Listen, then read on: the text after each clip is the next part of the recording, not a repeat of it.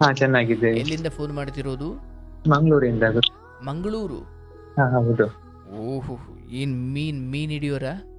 ಹಾ, ಅಲ್ಲ ಅಲ್ಲ, ನಾವು ಈ ಕಡೆ ಮೀನ್ ಪುತ್ತೂರು ಮೀನ್ ಮೀನ್ ತಿನ್ನೋರಾ? ಹಾ, ಮೀನ್ ತಿನ್ನುವವರು. ಓಹೋ, ಎಷ್ಟು ದಿವ್ಸಕ್ಕೊಮ್ಮೆ ಮೀನ್ ತಿಂತೀರಿ ನೀವು? ನಾವು ಒಂದು ವಾರಕ್ಕೆ ಒಂದ್ಸಾರಿ ಈ ತರ ಎಲ್ಲ. ಹೌದಾ? ಹಾ, ನಮ್ದು ಸಮುದ್ರದ ಬದಿಗೆಲ್ಲ ಹೋಗ್ತೀರಿ? ಹೌದೌದು ಗುರುಗಳೇ. ನಿಮ್ಮಿಂದ ಎಷ್ಟು ದೂರ ಸಮುದ್ರ? ನಮ್ಮಿಂದನಾ 50 ಕಿಲೋಮೀಟರ್ ಉಂಟು. ಹೌದಾ? ಹಾ, ಹೌದು. ಆಗ್ಲಿ ನಮ್ ಮಧ್ಯ ಭಾಗ ಆಗುತ್ತೆ, ದಕ್ಷಿಣ ಕಾಶಿ ಉಪ್ಪಿನಂಗಡಿ. ಹಾ, ಉಪ್ಪಿನಂಗಡಿ. ಹಾ, ಹೌದು. ಈ ಹೆಸರು ಎಷ್ಟು ಚೆನ್ನಾಗಿದೆ, ಉಪ್ಪಿನಂಗಡಿ. ಹಾ, ಹೌದು. ಸೂಪರ್ ಸೂಪರ್, ಒಳ್ಳೇದಾಗ್ಲಿ. ಕಾರ್ಯಕ್ರಮ ಯಾವಾಗ್ಲಿಂದ ನೋಡ್ತಿದ್ದೀರಿ? ನಾವೊಂದು 4 ತಿಂಗಳು ಆಯ್ತು ಗುರುಗಳೇ. ಏನ್ ಅಷ್ಟೇ. ಮಾಡ್ಕೊಂಡ್ರು ನೀವು? ನಾವು ಕೃಷಿ ಮಾಡ್ತೀರಿ? ಹೌದು ಏನ್ ಬೆಳಿತೀರಿ? ನಾವು ಅಡಿಕೆ. ಅಡಿಕೆ. ಅಡಿಕೆ ಮತ್ತು ತೆಂಗು, ಕರಿಮೆಣಸು. ಓ, ಈ ಕಾಫಿ ತರ ಎತ್ತರವಾದ ಪ್ರದೇಶಗಳು ಇರ್ತಾವಲ್ಲ, ಅದ್ ನಿಮ್ ಕಡೆನಾ? ನಮ್ ಕಡೆ ಅಲ್ಲ, ಅದು ಈ ಕಡೆ ಸಕಲೇಶ್ಪುರ ಆ ಕಡೆ. ಹೌದು ಹೌದು ಹೌದು ಹೌದು. ನಮ್ದು ಇಲ್ಲಿ ಎತ್ತರ ಆ ತರ ಏನಿಲ್ಲ, ಉಂಟು ಅಲ್ಲಿ, ಆದ್ರೂ ಕೂಡ ಇಲ್ಲಿ ಅಡಿಕೆನ ಬೆಳೆ. ಅಡಿಕೆ. ಹೌದು. ಆಗ್ಲಿ, ಒಳ್ಳೇದಾಗ್ಲಿ. ಏನಾದ್ರೂ ಹಂಚಿಕೊಳ್ಳೋದಿದ್ಯಾ? ಹೌದು ಗುರುಗಳೇ. ಹೇಳಿ ಹೇಳಿ, ಎಷ್ಟು ವಯಸ್ಸು ನಿಮಗೆ? ನಮ್ಗೂ 32 ವರ್ಷ ಗುರುಗಳೇ. 32 ವರ್ಷ. ಹೌದು. ಈ ಮುಂಚೆ ಮಾಡಿದವ್ರಿಗೂ 32 ವರ್ಷ. ಕೇಳಿದ್ರ ಅವ್ರ ಕತೆ ಕೇಳಿದ್ರಾ? ಹಾ, ಕೇಳ್ತಾ ಇದ್ದೆ ಗುರುಗಳೇ. ಓ, ಈ ಕಡೆ ಕಾಲ್ ಟ್ರೈ ಮಾಡಕ್ ಕಾಯ್ತಾ ಇದ್ರಿ. ಹೌದು ಗುರುಗ, ನಾನು ಒಂದೂವರೆ ತಿಂಗಳಾಯ್ತು ಗುರುಗಳೇ ನಿಮ್ಗೆ ಕಾಲ್ ಮಾಡ್ಲಿಕ್ಕೆ ಟ್ರೈ ಮಾಡಿ ಗುರುಗಳೇ. ಹೌದಾ? ಹೌದು, ಕಾಲ್ ಬಿಸಿ ಅದು ಬೇರೆ ವರ್ಧನೆ ಮಾತಾಡ್ತಾ ಇರ್ತೀರಲ್ಲ ಗುರುಗಳೇ, ಹಾಗೆ ಆಗುದಿಲ್ಲ ಗುರುಗಳೇ. ಆಯ್ತು, ಒಳ್ಳೇದಾಗ್ಲಿ. ಹೊಸ ವರ್ಷದ ಶುಭಾಶಯಗಳು. ದೇವ್ರು ಒಳ್ಳೇದ್ ಮಾಡ್ಲಿ. ಆಯ್ತು ಗುರುಗಳೇ. ಹೇಳಿ, ಏನ್ ವಿಚಾರ? ನಮ್ದು ತಾಯಿ ಹುಷಾರಿಲ್ಲದೆ ಗುರುಗಳೇ. 6-6.5 ತಿಂಗಳಿದ್ರು. ಅವರು ಮೊನ್ನೆ ಹಾಸ್ಪಿಟಲ್ ಅಲ್ಲಿ ತೀರಿ ಹೋದ್ರು. ತೀರಿ ಹೋಗಿ 4.5 ತಿಂಗಳು 5 ತಿಂಗಳಾಯ್ತು ಗುರುಗಳೇ. ಅಮ್ಮ? ಅಮ್ಮ, ಹೌದು ಗುರುಗಳೇ. ಏನಾಗಿತ್ತು ಅವರಿಗೆ? ಶ್ವಾಸಕೋಶದ ಸ್ವಲ್ಪ ಪ್ರಾಬ್ಲಮ್ ಇತ್ತು, ಕ್ಯಾನ್ಸರ್ ತರ. ಏನಪ್ಪ? ಶ್ವಾಸಕೋಶದ ಕ್ಯಾನ್ಸರ್ ತರ ಇತ್ತು. ಶ್ವಾಸಕೋಶದ ಏನ್ ಕಾರಣಕ್ಕೆ ಅದು ಬಂದಿದ್ದು? ಅದು ಕ್ಯಾನ್ಸರ್ ತರ. ಓಕೆ, ಅಂದ್ರೆ ನೀವು ಆರಂಭದಲ್ಲಿ ನೋಡ್ಕೊಂಡಿರ್ಲಿಲ್ವಾ? ನಮ್ಗೆ ನೋಡ್ಕೊಂಡಿದ್ದೆ, ಮಾತ್ರ ನಮ್ಗೆ ಗೊತ್ತಿರ್ಲಿಲ್ಲ ಸರ್, ಅದು ಹೇಗೆ ಯಾವ ರೀತಿ ಬಂತ ಅಂತ ನನ್ಗೆ ಅದು ಗೊತ್ತೇ ಆಗ್ಲಿಲ್ಲ ಗುರುಗಳೇ. ಓಕೆ. 6 ತಿಂಗಳು ಮದ್ದು ಮಾಡಿದೆ ಗುರುಗಳೇ. ಹಾಗೆ ಮುಂಚೆ ಹೇಗೆ ಗೊತ್ತಾ ಗುರುಗಳೇ, 2020ರಲ್ಲಿ ಒಮ್ಮೆ ಟೆಸ್ಟ್ ಮಾಡಿದೆ. ಟೆಸ್ಟ್ ಮಾಡಿ ಮದ್ದು ಮಾಡಿದಾಗ ಅದು 1-1.5 ತಿಂಗಳಲ್ಲಿ ಮದ್ದಲ್ಲಿ ಗುಣ ಆಗಿ 3.5 kg ತೂಕ ಕೂಡ ಜಾಸ್ತಿ ಆದ್ರು. ಅದು ಶ್ವಾಸ ಇಲ್ಲಿ ಕಫ ತರ ಉಂಟು, ಇನ್ಫೆಕ್ಷನ್ ಆಗಿದ್ದು, ಮೆಡಿಸಿನ್ ಕೊಟ್ರು, ಗುಣ ಆದ್ರು. 1 ತಿಂಗಳು ಮೆಡಿಸಿನ್ ಅಲ್ಲಿ ಗುಣ. ಅವ್ರು ಅವತ್ತು ಬೀಡಿ ಕಟ್ತಾ ಇದ್ರು. 6 ತಿಂಗಳು ಬೀಡಿ ಬಿಟ್ಟರು ಗುರುಗಳೇ. 6 ತಿಂಗಳು ಬಿಟ್ಟಾಗ ಅದು 3.5 kg ಕೂಡ ತೂಕ ಜಾಸ್ತಿ ಆದ್ರು. ಮತ್ತೆ 6 ತಿಂಗಳ ನಂತರ ಬೀಡಿ ಕಟ್ಲಿಕ್ಕೆ ಸ್ಟಾರ್ಟ್ ಮಾಡಿದ್ರು. ಆದ ನಂತರ ನಾನು ಜೋರು ಮಾಡಿದೆ, ನೀವು ವಾಪಸ್ ಬೀಡಿ ಕಟ್ತೀರಿ, ಇದೇ ರೀತಿ ಬೀಡಿ ಕಟ್ಟಿದ್ರೆ ನಿಮ್ಗೆ ಗೊತ್ತುಂಟಲ್ಲ, ಬಾಕಿಯವರನ್ನು ನೋಡಿ ಕಲೀರಿ. ನಾನು ಒಬ್ನೇ ಮಗ ಅವರಿಗಿರೋದು. ನಮ್ಗೆ ದೇವರು ಇಷ್ಟು ಕೊಟ್ಟಿದಾರಲ್ಲ, ಹಾಗೆ ಹೀಗೆ. ಆದ್ರೂ ಕೂಡ ತಾಯಿ ಒತ್ತಾಯದಲ್ಲಿ ನನ್ ಖರ್ಚಿಗೆ ನಾನ್ ಮಾಡ್ತೀನಿ, ಹಾಗೆ ಹೀಗೆ ಅಂತ ದುಡಿದು ಅವ್ರು ಮಾಡ್ತಾ ಇದ್ರು. ಕೇಳುದೇ ಇಲ್ಲ. ನನ್ನ ಈ ಕೃಷಿ ಕೆಲಸಕ್ಕೆ ಕೂಡ ಹೆಲ್ಪ್ ಮಾಡ್ತಾರೆ, ಎಲ್ಲ ಊಟ ತಿಂಡಿ ಎಲ್ಲ ಮಾಡಿ ಕೊಡ್ತಾರೆ. ಅದ್ರಲ್ಲಿ ಒಂದು ದಿವಸ ಕೂಡ ಅವರು ಇದು ಮಾಡ್ಲಿಲ್ಲ ನನಗೆ. ಸುಮ್ನೆ ಕೂತವ್ರೆ ಅಲ್ಲ. ಸುಮ್ಮನೆ ಕೂರುದಿಲ್ಲ ಅವರು. ಹೇಗೆ ಮಾಡಿದ್ರು ಕೂಡ ಸುಮ್ಮನೆ ಕೂರುದಿಲ್ಲ.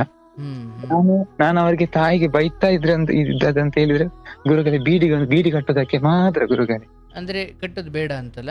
ಕಟ್ಟೋದು ಬೇಡ ಅಂತ. ಹಾಗೆ. ಮತ್ತೆ ಯಾಕೆ ಗೊತ್ತಂತ ಹೇಳಿದ್ರೆ, ನನ್ನ ತಾಯಿ ಕೂಡ ನನ್ ಸಣ್ಣದಿಂದ ಕೂಡ ತಾಯಿಯೇ ನೋಡ್ತಾ ಬಂದ. ತಂದೆ ತೀರಿ ಹೋಗಿದ್ದಾರೆ ಸಣ್ಣ ಇರುವಾಗಲೇ. ಆಗ್ಲಿಂದಲೂ ಕಷ್ಟಪಟ್ಟಿದ್ದಾರೆ ಅಂತ. ಕಷ್ಟಪಟ್ಟಿದ್ದಾರೆ ಗುರುಗಳೇ, ಭಯಂಕರ ಕಷ್ಟಪಟ್ಟಿದ್ದಾರೆ ಗುರುಗಳೇ. ಭಯಂಕರ ಕಷ್ಟಪಟ್ಟಿದ್ದಾರೆ. ಅದ್ರಲ್ಲಿ 2 ಮಾತಿಲ್ಲ. ನಾನು ತಾಯಿಗೋಸ್ಕರ ಇಷ್ಟು 32 ವರ್ಷ ತನಕ ಒಬ್ರು ತಂಟೆ ಇಲ್ಲದೆ ಮರ್ಯಾದೆಯಲ್ಲಿ ಜೀವನ ಸಾಗ್ತಾ ಬಂದೆ ಗುರುಗಳೇ. ಮೊನ್ನೆ ಏನಾಯ್ತು ಅಂತ ಹೇಳಿದ್ರಿ, ನಾನು ಹಾಸ್ಪಿಟ್ಲಿಗೆ ಕರ್ಕೊಂಡೋದೆ. ಅಲ್ಲಿ ಬೇಡ ಅಂತ ಹೇಳಿದ್ರು ಹಾಸ್ಪಿಟ್ಲಿಗೆ ಕರ್ಕೊಂಡು ಹೋದ್ರೆ. ಅದಕ್ಕಿಂತ ಮುಂಚೆ ಏನ್ ಹೇಳಿದಾರೆ ಗೊತ್ತಿಲ್ಲ ಗುರುಗಳೇ, ಒಬ್ರು ಹೇಳಿದ್ದಾರೆ, ನೀವು ಮಂಗಳೂರು ಹಾಸ್ಪಿಟ್ಲಿಗೆ ಕರ್ಕೊಂಡು ಹೋಗ್ಬೇಡಿ ಅಂತ. ನನಗೆ ಗುರುಗಳೇ, ಅವರು 5 ಸಾರಿ ಲಂಗ್ಸ್ ಇದು ನೀರು ತೆಗ್ತಾ ಇದ್ರಿ. ಸ್ವಲ್ಪ ಕಟ್ಟು ಆಗ್ತಿದೆ, ಕೇಳಿಸ್ತಾ ಇಲ್ಲ.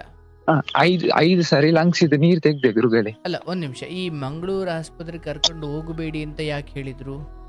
ಅದು ಒಬ್ರು ತರ ಗುರುಗಳ ತರ ಹೇಳಿದ್ದಾರೆ, ಜ್ಯೋತಿಷರ ತರ. ಜ್ಯೋತಿಷಿ ಅವ್ರು ಹೇಳಿದ್ದ? ಹೌದೌದು ಅಂದ್ರೆ ಗುರುಗಳೇ. ಆಸ್ಪತ್ರೆಗೆ ಕರ್ಕೊಂಡು ಹೋಗ್ಬೇಡಿ ಅಂತಲ್ಲ, ಅಥವಾ ಆ ಆಸ್ಪತ್ರೆಗೆ ಕರ್ಕೊಂಡು ಹೋಗ್ಬೇಡಿ ಅಂತ? ಮಂಗಳೂರಿಗೆ ಬೇಡ, ನೀವು ಪುತ್ತೂರಲ್ಲಾದ್ರೆ ಉಪ್ಪಿನಂಗಡಿಯಲ್ಲಿ ಸ್ವಲ್ಪ ಸ್ವಲ್ಪ ಅವರಿಗೆ ಅಡ್ಜಸ್ಟ್ ಮಾಡ್ತಾ ಹೋಗಿ ಗುರುಗಳೇ, ಈ ತರ ಹೋಗಿ ಅಂತ ಹೇಳ್ತಾ ಇದ್ರು. ನಾವು ಅದೇ ರೀತಿ ಪುತ್ತೂರಲ್ಲಿ ಟ್ರೀಟ್ಮೆಂಟ್ ಮಾಡಿ ಅಲ್ಲಿ ತೆಗ್ತಾ ಇದ್ವಿ. ನೀರು ತೆಗೆದು ಇಂಜೆಕ್ಷನ್ ಒಂದು ಕೊಡ್ತಾರೆ, ಇಂಜೆಕ್ಷನ್ ಮತ್ತು 1-2 ಟ್ಯಾಬ್ಲೆಟ್ ಅಷ್ಟೇ ಅವರದ್ದು. ಮತ್ತೆ ನಾವು ಆಯುರ್ವೇದಿಕ್ ಮದ್ದು ಸಪೋರ್ಟಿಗೆ ಮಾಡ್ತಾ ಇದ್ವಿ ಗುರುಗಳೇ ಸೈಡ್ ಅಲ್ಲಿ. ಅದು ಏನಾಯ್ತು ಅಂತ ಹೇಳಿದ್ರೆ, ಮೊನ್ನೆ 6ನೇ ಸಾರಿ ನೀರು ಅವರಿಗೆ ಲಂಗ್ಸ್ ಅಲ್ಲಿ ನೀರು ಗಟ್ಟಿ ಆಯ್ತು. ಇದಕ್ಕೆ ಏನಾಯ್ತು ಅಂತ ಹೇಳಿದ್ರೆ ಗುರುಗಳೇ, ಆಯುರ್ವೇದ ಅದು ಆತರ ಆದ್ರೆ ಮತ್ತೆ ಕಿವು ತುಂಬುತ್ತೆ ಗಟ್ಟಿ ಆದ್ರೆ ಅಲ್ಲಿ ಹೇಳ್ತಾರೆ, ಎದುರಿಸಿದ್ರು. ನಾನು ಏನ್ ಮಾಡಿದೆ ಗೊತ್ತೇನೋ, ಈ ಆಯುರ್ವೇದಿಕ್ ಅವ್ರು ಏನ್ ಹೇಳಿದ್ರೆ ಅಂತ ಹೇಳಿದ್ರೆ, ನೀವು ಎಲ್ಲಿ ಹಾಸ್ಪಿಟ್ಲಿಗೆ ಕರ್ಕೊಂಡು ಹೋಗುದು ಬೇಡ, ಇದೇ ಮದ್ದಲ್ಲಿ ಕಡಿಮೆ ಆಗ್ತಾ ಬರುತ್ತೆ ಅಂತ. ನಾನು ಏನು ಅಂತ ಹೇಳಿದ್ರೆ ಗುರುಗಳೇ, ನಾನು ಸಡನ್ಲಿ ನಂಗೆ ಗೊತ್ತಿಲ್ಲದೆ ಮಂಗಳೂರು ಹಾಸ್ಪಿಟ್ಲಿಗೆ ಕರ್ಕೊಂಡು ಹೋದೆ ಗುರುಗಳೇ. ಅಂದ್ರೆ ಇಲ್ಲ ಆಗಲ್ವೇನೋ? ಇಲ್ಲಿ ಅದು ಮೆಡಿಸಿನ್ ಕೊಡಿಸೋಣ ಅಂತ. ಇಂಗ್ಲಿಷ್ ಮೆಡಿಸಿನ್ ಅಲ್ಲ ಗುರುಗಳೇ, ಅಲ್ಲಿ ಟ್ಯೂಬ್ ಹಾಕಿ ತೆಗಿಬೇಕಂತ ಹೇಳಿದ್ರು ಗುರುಗಳೇ. ಟ್ಯೂಬ್ ಹಾಕಿ ಅದಕ್ಕೆ ತೆಗಿದ್ರೆ ಕ್ಲೀನ್ ಆಗುತ್ತೆ ಅಂತ ಹೇಳಿದ್ರು ಇಲ್ಲಿ ಪುತ್ತೂರು ಡಾಕ್ಟರ್ ಅವರು. ಅಷ್ಟೊತ್ತಿಗೆ ನನಗೆ ಅಲ್ಲಿಗೆ ಕರ್ಕೊಂಡು ಹೋಗಿದ್ದಕ್ಕೆ ಗುರುಗಳೇ, ಅವ್ರು 5 ದಿವಸ ಡೆತ್ ಆಗಿದ್ದಾರೆ ಅಲ್ಲಿ. ಇಲ್ಲಿ ತಾಯಿ ಕೂಡ ನಾವು ಬೇಡ ಮಂಗಳೂರಿಗೆ ಅಂತ ಹೇಳಿದ್ದಾರೆ ಗುರುಗಳೇ. ಅದ್ರ ಬಗ್ಗೆ ನನಗೆ ಪಶ್ಚಾತ್ತಾಪ ಅಂತ ಹೇಳಿದ್ರೆ ಗುರುಗಳೇ. ತಾಯಿ ಬೇಡ ಅನ್ಲಿಕ್ಕೆ ಕಾರಣ ಇಲ್ಲಿ ತೋರಿಸು ಅಂತಲ್ಲ, ಅಥವಾ ಆಸ್ಪತ್ರೆಗೆ ಬೇಡ ಅಂತಲ್ಲ? ಆಸ್ಪತ್ರೆ ಮಂಗಳೂರಿಗೆ ಬೇಡ ಅಂತ. ಅಂದ್ರೆ ಮಂಗಳೂರಿಗೆ ಬೇಡ ಅಂತ, ಇಲ್ಲಿ ಎಲ್ಲಾರು ತೋರ್ಸೋಣ ಅಂತ? ಹೌದೌದು. ಇಲ್ಲಿ ಅದೇ ಗುರುಗಳೇ, ನನ್ನ ಮನಸ್ಸು ಹೇಗೆ ಹೇಳುತ್ತೆ ಅಂತ ಹೇಳಿದ್ರೆ, 1 ವರ್ಷ 2 ವರ್ಷ 3 ವರ್ಷ 5 ವರ್ಷ ಬದುಕ್ತಿದ್ರು ಅಂತ ಒಂದು ಯಾಕೆಂತ ಹೇಳಿದ್ರೆ ಆಯುರ್ವೇದಿಕ್ ಮದ್ದು ಅವ್ರದ್ದು ಸಪೋರ್ಟ್ ಇತ್ತು ಗುರುಗಳೇ. ಅಲ್ಲ, ಅಲ್ಲಿ ಕರ್ಕೊಂಡು ಹೋದಾಗ್ಲೇ ಯಾಕೆ ತೀರೋದ್ರು? ಅದೇ ಮಂಗಳೂರಿಗೆ ಕರ್ಕೊಂಡು ಅದು ಏನ್ ಗೊತ್ತಾ, ಅವರು ಏನು ಅಂತಿಲ್ಲ ಗುರುಗಳೇ, ಒಟ್ರಾಸಾಗಿ ಟ್ರೀಟ್ಮೆಂಟ್ ಮಾಡುದು ಗುರುಗಳೇ. ಅವರು ಕ್ಯಾನ್ಸರ್ ಪೇಷಂಟ್ ಅಂತ ಹೇಳಿದ್ರೆ ಒಂದು ರೀತಿ ನೋಡುದೇ ಬೇರೆ ರೀತಿ ಗುರುಗಳೇ. ಬೇಜವಾಬ್ದಾರಿ ಇತ್ತು ಅಂತಲ್ಲ? ಬೇಜವಾಬ್ದಾರಿ ಗುರುಗಳೇ.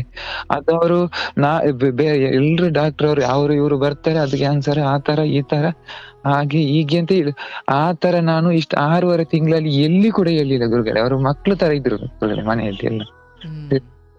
ಅದು ಭಾರಿ ಬೇಜಾರ ಗುರುಗಳೇ.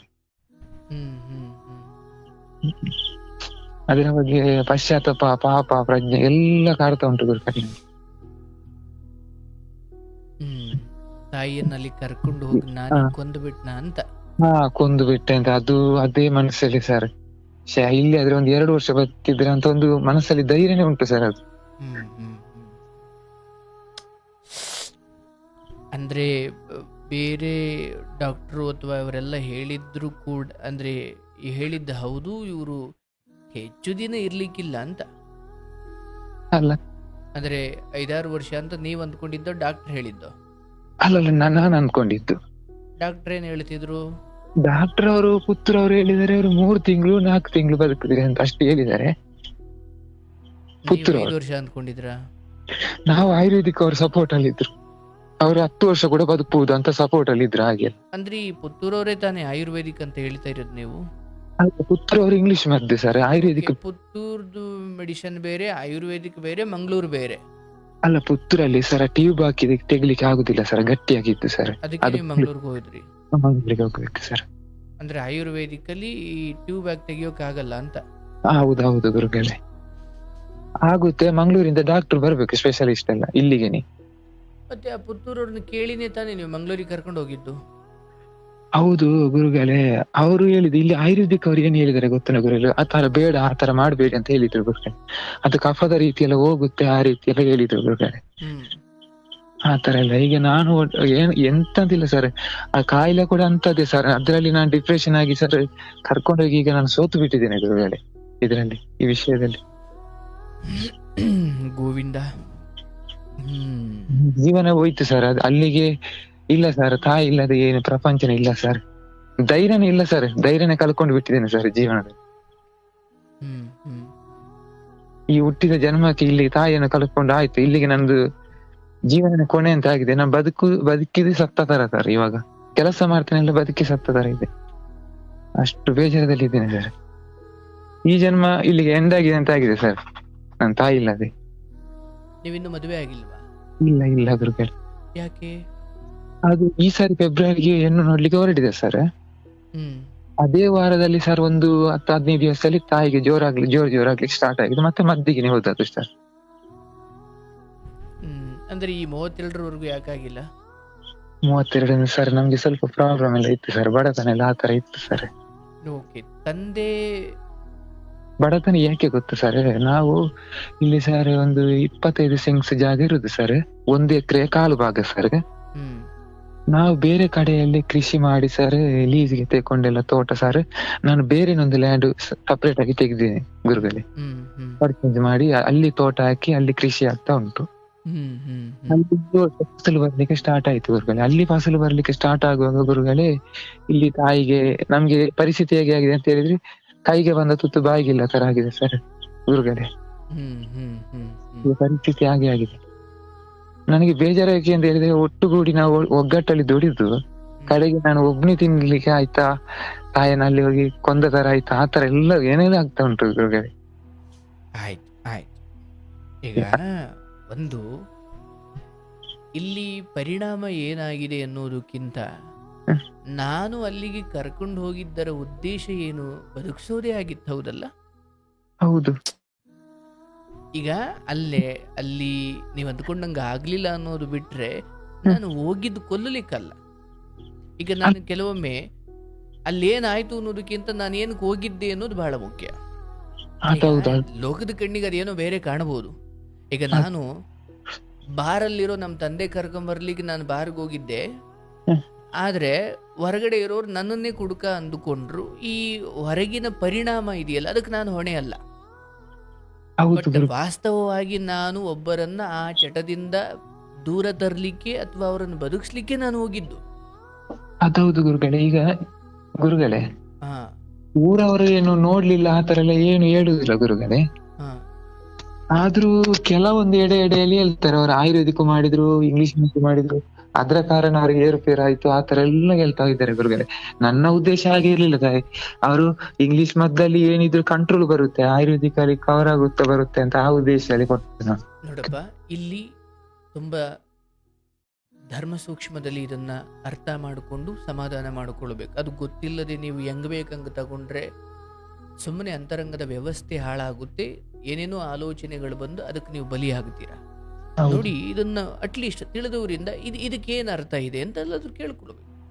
ಈಗ ಆಯ್ತು, ಈಗ ನಿಮ್ಗೆ ಏನು ಅನ್ನಿಸ್ತಾ ಇದೆ, ಅಯ್ಯೋ ನಾನು ಕೈಯಾರೆ ವಿಷ ಉಣಿಸಿದಂತೆ ಆಗ್ಬಿಡ್ತಾ ಇದು, ಅಥವಾ ನಾನು ಕೈಯಾರೆ ಬದುಕುವ ಜೀವವನ್ನು ಕೊಂದಂತೆ ಆಗ್ಬಿಡ್ತಾ, ಇದೇನು ಜನ ಹಿಂಗಂತಾರೆ, ಅಥವಾ ನಾನಾ ಮೆಡಿಸಿನ್ ಕೊಡಿಸಿ ನಾನೇ ತಪ್ಪು ಮಾಡದ್ನ, ಅಥವಾ ಅಲ್ಲಿ ಕರ್ಕೊಂಡೋಗಿ ನಾನು ತಪ್ಪು ಮಾಡದ್ನ. ನೋಡಿ, ಮೊದಲನೇ ಸತ್ಯ ಏನಾಗಿದೆಯೋ ಅದನ್ನು ಒಪ್ಕೊಳ್ಬೇಕು. ಇದು ಮೊದಲನೇದು. ಈಗ ಮಹಾಭಾರತದ ಯುದ್ಧದ ಸಮಯದಲ್ಲಿ ಅರ್ಜುನನಿಗೂ ಕೂಡ ಯುದ್ಧ ಮಾಡ್ಲಿಕ್ಕೆ ಏನು ಇಷ್ಟ ಇರಲಿಲ್ಲ. ಆದ್ರೆ ಕೃಷ್ಣ ಹೇಳ್ತಾನೆ, ಮೊದಲು ಯುದ್ಧ ಒದಗಿ ಬಂದಿದೆ, ಅದನ್ನು ಮಾಡಲೇಬೇಕು, ಕ್ಷತ್ರಿಯನಾಗಿ ಅದು ನನ್ನ ಕರ್ತವ್ಯ. ಆ ಕಡೆ ಇರೋರು ನನ್ನ ಸಂಬಂಧಿಕರೇ ಆಗಿರ್ಬೋದು, ನನ್ನ ಗುರು, ನನ್ನ ಅಣ್ಣ ತಮ್ಮದಿರು, ನನ್ನ ತಾತ, ಇವರೇ ಆಗಿರ್ಬೋದು. ಆದರೆ ನಾನು ಈ ಯುದ್ಧ ಆಗಬಾರ್ದು ಅಂತ ಎಷ್ಟು ಪ್ರಯತ್ನ ಪಟ್ಟೆ, ಅದಾಗಿಯೂ ಯುದ್ಧ ಒದಗಿ ಬಂದಿದೆ. ಈಗ ನಾನು ಕಾರಣ ಹುಡುಕಂಗಿಲ್ಲ ಯುದ್ಧದಿಂದ ತಪ್ಪಿಸ್ಕೊಳ್ಳಿಕ್ಕೆ. ನಾನು ಬೇಡ ಕಣ್ರಪ್ಪ, ಈ ಯುದ್ಧ ಬೇಡ, 5 ಗ್ರಾಮಗಳನ್ನು ಕೊಡಿ, ನಿಮ್ಮ ಪಾಡಿಗೆ ನೀವು ಈ ಹಸ್ತಿನಾವತಿಯನ್ನ ನೀವೇ ಮಾಡ್ಕೊಳ್ಳಿ, ನೀವೇ ಇಟ್ಕೊಳ್ಳಿ, ನೀವೇ ಆಳಿ, ನನಗೆ 5 ಗ್ರಾಮಗಳನ್ನು ಕೊಡಿ. ಅದು ಇದು ಎಲ್ಲ ರೀತಿಯಲ್ಲೂ ಸಂಧಿ ಮಾಡಲಿಕ್ಕೆ, ಸಂಧಾನ ಮಾಡಲಿಕ್ಕೆ ನೋಡಿದೆ. ಇಲ್ಲ, ವಿಧಿಯ ಇಚ್ಛೆಯೇ ಯುದ್ಧ ಆಗಿತ್ತು ಅನ್ನೋದಾದ್ರೆ ನನ್ನ ಹೋರಾಟಗಳು, ನನ್ನ ಒದ್ದಾಟಗಳಿಗೆ ಅರ್ಥವೇ ಇಲ್ಲ. ಅಂದ್ರೆ ನಾನು ಮನೇಲಿ ಮಲಗಿಸ್ಬಿಟ್ಟು ನೀನು ಸಾಯು ಅಂತ ಹೇಳಲಿಲ್ಲ, ನಾನು ಉಳಿಸುವ ಅಷ್ಟು ಪ್ರಯತ್ನ ಮಾಡಿದೆ ಅನ್ನೋ ಸತ್ಯ ನಿಮಗೆ ಗೊತ್ತಿರಬೇಕಲ್ಲ. ಈಗ ನಾನು ಏನು ಹೇಳೋದು, ನಿಮಗೆ ಗೊತ್ತಿರುವ ಸತ್ಯ ಅವಶ್ಯವಾಗಿ ನಿಮ್ಮ ಪ್ರಜ್ಞೆಯಲ್ಲಿ ಇದೆ, ಆದರೆ ನೀವು ಇದಕ್ಕಿಂತ ಹೆಚ್ಚಿನ ಮಹತ್ವವನ್ನು ಹೊರಗಿನ ಅಭಿಪ್ರಾಯ ಕೊಡ್ತಾ ಇದ್ದೀರಿ, ಹೌದಲ್ಲ? ಈಗ ಈ ಸಾವನ್ನ 4 ಜನ 4 ತರ ಅಂದುಕೊಳ್ಬಹುದು, ಆದ್ರೆ ನಾನು ಹೇಳೋದು, ನಮ್ಮ ಎದೆಯಲ್ಲಿ ಹುಟ್ಟಿಕೊಂಡ ಧರ್ಮ ಎಂಥದ್ದು, ಆಲೋಚನೆ ಎಂಥದ್ದು, ಕೊಲ್ಲುವ ಆಲೋಚನೆ ನನಗಿತ್ತ ಆಗಿದ್ರೆ ನಾನು ಪಶ್ಚಾತ್ತಾಪಕ್ಕೆ ನಾನು ಸಾಯು ಅಂತ ಹೇಳ್ತಾ ಇದ್ದೆ. ಆದ್ರೆ ಮೂಲಭೂತವಾಗಿ ನಾನು ಬದುಕಿಸುವ ಒದ್ದಾಟದಲ್ಲೇ ಇದ್ದೆ. ನೋಡಿ, ನಾನು ಹೇಳೋದು ತೀರಾ ಆಳವಾದ ಅರಿವು ಏನಂದ್ರೆ, ಈ ಬ್ರಹ್ಮಾಂಡದಲ್ಲಿ ಯಾವುದೋ ಆಗಬೇಕಿತ್ತು, ಆಯ್ತು, ನಮ್ಮಿಂದ ಆಯ್ತು ಅನ್ನೋದು ನೆಪ ಅಷ್ಟೆ. ಈ ಜಗತ್ತಲ್ಲಿ ಈಗ ಒಮ್ಮೆ ಹೀಗಾಯ್ತು. ರಾಮಾಯಣದಲ್ಲಿ ಸೀತೆಯ ಅಪಹರಣ ಆದ ಮೇಲೆ, ರಾವಣ ಹೊತ್ಕೊಂಡು ಹೋದ ಮೇಲೆ, ಹನುಮಂತನನ್ನ ಲಂಕೆಗೆ ಹೋಗಿ ಅಥವಾ ಈ ದಿಕ್ಕಿನಲ್ಲಿ ಹೋಗಿ ಲಂಕೆಯಲ್ಲಿ ಸೀತೆ ಇದ್ದಾಳ ಅಂತ ಆ ಹನುಮಂತನನ್ನ ಕಳಿಸಿಕೊಡ್ತಾರೆ. ಇನ್ನು ಯುದ್ಧಕ್ಕೇನಲ್ಲ, ನೋಡ್ಕೊಂಡು ಬರ್ಲಿಕ್ಕೆ ಹನುಮಂತನನ್ನ ಕಳಿಸ್ತಾರೆ. ಅಂದ್ರೆ ಎಲ್ಲಾ ದಿಕ್ಕಿಗಳಿಗೂ ಕಪಿಗಳು ಹೋಗುತ್ತಾರೆ, ಆದ್ರೆ ಲಂಕೆಯ ದಿಕ್ಕಿಗೆ ಹೋದದ್ದು ಹನುಮಂತ ಹೋಗ್ತಾನೆ. ಸಮುದ್ರ ಹಾರಿ ಹೋಗಿ ಅಲ್ಲಿ ಎಲ್ಲಾ ಕಡೆ ಸೀತೆ ಇದ್ದಾಳ, ಇಲ್ಲಿದ್ದಾಳ, ಅಲ್ಲಿದ್ದಾಳ ಅಂತ ಹುಡುಕುತ್ತಾನೆ.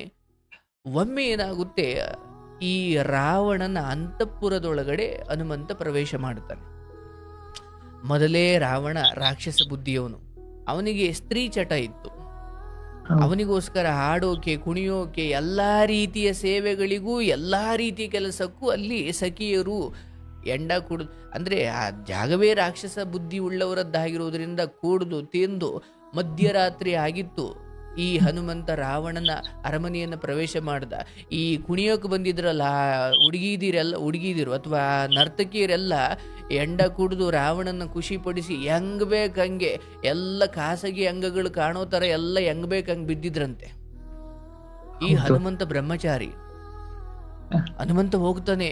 ಹುಡುಗಿಯರು ಈ ಅರೆಬೆತ್ತಲೆಯಾಗಿ ಮಲಗಿರೋದನ್ನ ಆ ನರ್ತಕಿಯರು ಹಂಗೆ ಎಣ್ಣೆ ಅಥವಾ ಅದೇನು ಅವತ್ತಿನ ಕಾಲದ ಸಾರಾಯಿನೋ ಏನೋ ಆ ಎಲ್ಲ ಕುಡಿದು ಬಿಟ್ಟು ಹೆಂಗ್ ಬೇಕಂಗ್ ಬಿದ್ದಿರ್ತಾರೆ ನಶೆಯಲ್ಲಿ. ಅವ್ರ ಕಾಲ ಮೇಲೆ ಇವ್ರು, ಹೊಟ್ಟೆ ಮೇಲೆ ಇವ್ರ ಕಾಲ ಹಾಕಿರ್ತಾರೆ, ಹೆಂಗೆಂಗೋ ಮಲಗಿರ್ತಾರೆ. ಇದನ್ನ ಹನುಮಂತ ನೋಡ್ಬಿಡ್ತಾನೆ.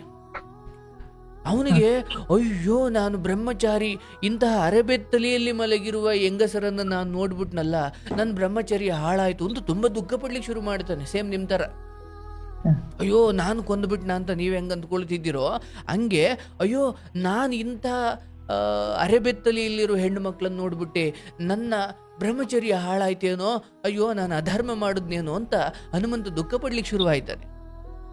ಆಗ ಅವನಿಗೆ ಇನ್ನೊಂದು ಆಲೋಚನೆ ಬರುತ್ತೆ. ಅಲ್ಲ, ನಾನು ಅರಮನೆ ಒಳಗಡೆ ಯಾಕೆ ಬಂದೆ? ಇವರು ನೋಡ್ಬೇಕು ಅನ್ನೋ ಚಪಲ ಇಟ್ಕೊಂಡು ಬನ್ನ? ಇಲ್ಲ, ನಾನು ಸೀತೆಯನ್ನು ಹುಡುಕ್ಲಿಕ್ಕೆ ಬಂದಿದ್ದು, ಹೌದಲ್ಲ? ಓಹೋ, ಹಾಗಾದ್ರೆ ಅಕಸ್ಮಾತ್ ಆಗಿ ಯಾವುದು ಕಾಣ್ತೋ, ಯಾವುದು ನನ್ನ ಉದ್ದೇಶ ಆಗಿರ್ಲಿಲ್ವೋ ಅದು ಅಲ್ಲಿ ನಡೀತು ಅಂದ್ರೆ, ಓಹೋ, ನಾನು ಅರಬತ್ತಲಿಯಲ್ಲಿರೋ ಹೆಣ್ಣನ್ನು ನೋಡ್ಲೇಬೇಕು ಅನ್ನೋ ಚಪಲ ಇಟ್ಕೊಂಡು ಬಂದು ನೋಡಿದ್ರೆ ನನ್ನ ಬ್ರಹ್ಮಚರ್ಯ ಹಾಳಾಯ್ತು ಅಂತ ನಾನು ದುಃಖ ಪಡ್ಬೋದು. ನಾನು ಬಂದಿದ್ದು ಸೀತಾಮಾತೆಯನ್ನು ನೋಡ್ಲಿಕ್ಕೆ, ಹಾಗೆ ಏನೋ ನೋಡ್ಲಿಕ್ಕೆ ಬಂದಾಗ ಇಲ್ಲೇನೋ ಕಾಣ್ತು ಅಂದ್ರೆ, ಓಹೋ ಇದು ಪಾಪವಲ್ಲ, ಪರವಾಗಿಲ್ಲ, ಆಯ್ತು ಅಂತ ಅವ್ನು ಸಮಾಧಾನ ಮಾಡ್ಕೊಂಡು ಹೋಗ್ತಾನೆ. ಅಂದ್ರೆ ನಾನು ಒಂದು ವೇಳೆ ಆ ಹೆಣ್ಣನ್ನ, ಆ ಹೆಂಗಸರನ್ನು ನೋಡ್ಬೇಕು ಅನ್ನೋ ಚಪಲ ಇಟ್ಕೊಂಡು ಬಂದಿದ್ರೆ ಅದು ಬ್ರಹ್ಮಚರ್ಯ ಕೆಡ್ತು ಅನ್ಬೋದಿತ್ತು. ಹಾಗಾದ್ರೆ ನಾನು ಬಂದಿದ್ದು ಸೀತೆಯನ್ನು ನೋಡ್ಲಿಕ್ಕೆ, ಹಾಗಾಗಿ ನಾನು ನೋಡಿದ್ದು ಅಥವಾ ನನ್ನ ಕಣ್ಣಿಗೆ ಏನು ಕಾಣ್ತು ಅದು ನನ್ನ ತಪ್ಪಲ್ಲ. ಹಾಗೆ ಈ ಕಥೆಯಂತೆ ನೀವು ಕೂಡ ಆಸ್ಪತ್ರೆಗೆ ಕರ್ಕೊಂಡು ಓಡಾಡ್ತಿದ್ದು ಬದುಕಿಸ್ಲಿಕ್ಕೆ ಹೊರತು ಸಾಯಿಸ್ಲಿಕ್ಕಲ್ಲ. ಈಗ ಧರ್ಮ ಸೂಕ್ಷ್ಮ ಏನಂದ್ರೆ, ನೀವು ಯಾವ ಕಾರಣ ಇಟ್ಕೊಂಡು ಹೋದ್ರಿ ಅದರ ವಿರುದ್ಧವಾಗಿ ಏನೋ ನಡೆದಿರ್ಬೋದು, ಆದ್ರೆ ಏನ್ ನಡೀತೋ ಅದಕ್ಕೆ ನೀವು ಹೋದದ್ದಲ್ಲ. ಆ ಸತ್ತಿರ್ಬೋದು ಅಥವಾ ಪ್ರಾಣ ಹೋಗಿರ್ಬೋದು, ಬಟ್ ವಾಸ್ತವವಾಗಿ ನೀವು ಬದುಕಿಸ್ಲಿಕ್ಕೆ ಹೋಗಿದ್ದಲ್ವೇ? ನಿಮ್ಮ ಎದೆಯ ಧ್ವನಿಯನ್ನ ನಂಬಿ ಲೋಕದಲ್ಲಿ ಈ ಸತ್ಯವನ್ನ ನೆನ್ಪಿಟ್ಕೊಳ್ಳಿ. ಎಲ್ಲಿವರೆಗೂ ನಿಮ್ಮ ಅಂತರಂಗದಲ್ಲಿ ನೀವು ಎಲ್ಲಿವರೆಗೂ ಸತ್ಯ, ಧರ್ಮ, ನಿಷ್ಠೆ, ಪ್ರಾಮಾಣಿಕತೆ, ನಿಯತ್ತು ಈ ದಾರಿಯಲ್ಲಿರ್ತೀರೋ, ಹೊರಗಿನ ಯಾವ ಮಾತುಗಳಿಗೂ ನೀವು ಕಿವಿ ಕೊಡೋ ಅವಶ್ಯಕತೆ ಇಲ್ಲ. ನಿಮ್ಮ ತಾಯಿಯನ್ನ ಆ ಯಾತನೆಯಿಂದ ದೂರ ತರಬೇಕು, ಅವರು ಆರೋಗ್ಯವಾಗಿ ಬದುಕಬೇಕು, ಅಥವಾ ಅವರು 4 ದಿನ ನನ್ನ ಜೊತೆ ಚೆನ್ನಾಗಿರ್ಬೇಕು, ಈ ರೋಗದಿಂದ ಅವರು ಮುಕ್ತಿ ಪಡಿಬೇಕು. ಈ ಕಾರಣದಿಂದ ಆಕೆಯನ್ನ ಅಲ್ಲೊಂಚೂರು ಸರಿ ಹೋಗ್ಬೋದೇನೋ, ಅಯ್ಯೋ ಅವ್ರ ನರಳಾಟ ನೋಡ್ಲಿಕ್ಕೆ ಆಗ್ತಿಲ್ಲ, ಅಲ್ಲಿಗೋಗಿ ಏನೋ ನಾನು ನೀರು ತೆಗಿಸ್ಬೋದೇನೋ, ಈ ಉದ್ದೇಶ ನಿಮ್ಮ ಹೃದಯದಲ್ಲಿತ್ತು. ಬಟ್ ಜನರಿಗೆಲ್ಲ ಇದು ಗೊತ್ತೇ ಇರಬೇಕು ಅಂತ ಏನಿಲ್ಲ. ಹೌದು ಗುರುಗಳೇ, ನನಗೆ ಏನು ಗೊತ್ತಾ ಗುರುಗಳೇ, ತಾಯಿಯ ಮಾತಿಗೆ ವಿರುದ್ಧ ಆಗಿ ಒಂದಾಯ್ತಾ ಅಂದ್ರೆ ನನಗೇನು ಗೊತ್ತಾ ಗುರುಗಳೇ, ಮುಂದಿನ ಜನ್ಮ ಉಂಟಾ ಇಲ್ಲ ಅಂತ ಗೊತ್ತಿಲ್ಲ. ಆ ತರ ಬಂದ್ರೆ ಆ ತರ ಎಲ್ಲ ನಮ್ಗೆ ಆ ನೋವು ಬರುತ್ತೆ, ಆ ತರ ಎಲ್ಲ ಉಂಟಲ್ಲ? ಇಲ್ಲಪ್ಪ, ನಾನು ಹೇಳ್ತಾ ಇರೋದು, ಇಷ್ಟು ಯಾತನೆ ಪಟ್ಟುಕೊಂಡು, ಇಷ್ಟು ಪಶ್ಚಾತ್ತಾಪ ಪಟ್ಟುಕೊಂಡು ಕರೆ ಮಾಡಿ ಅದನ್ನ ನನ್ನ ಜೊತೆ ಹಂಚಿಕೊಂಡ ಈ ನಿಮ್ಮ ಬುದ್ಧಿಯೇ ನಿಮ್ಮಲ್ಲಿರುವ ತಾಯಿಯ ಪ್ರೇಮ ಎಂಥದ್ದು ಅಂತ ತಿಳಿಸುತ್ತೆ. ಅದರ ಮೇಲೆ ನಿಮಗೆ ಇದರ ಪಾಪವನ್ನು ನಿಮ್ಮ ಮೇಲೆ ಒರೆಸುವಷ್ಟು ದೇವರು ಪಾಪಿ ಅಲ್ಲ, ಅಥವಾ ಅಷ್ಟು ಕಟುಕನು ಅವನಲ್ಲ. ಸುಮ್ಮನೆ ಏನೇನೋ ಆಲೋಚನೆ ಮಾಡಬೇಡಿ.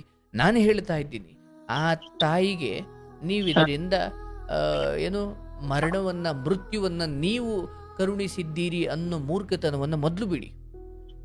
ಇದು ಹಾಗಲ್ಲ. ವಾಸ್ತವವಾಗಿ ಆಕೆಯ ಎಲ್ಲ ನರಳಾಟಗಳಿಗೂ ಭಗವಂತ ಮುಕ್ತಿ ಕೊಟ್ಟಿದ್ದಾನಷ್ಟೇ. ಅದೌದು ಗುರುಗಳೇ, ನೋವು ನೋವು ನೋವು ಹೇಳ್ತಾ ಇದ್ರು ಗುರುಗಳೇ.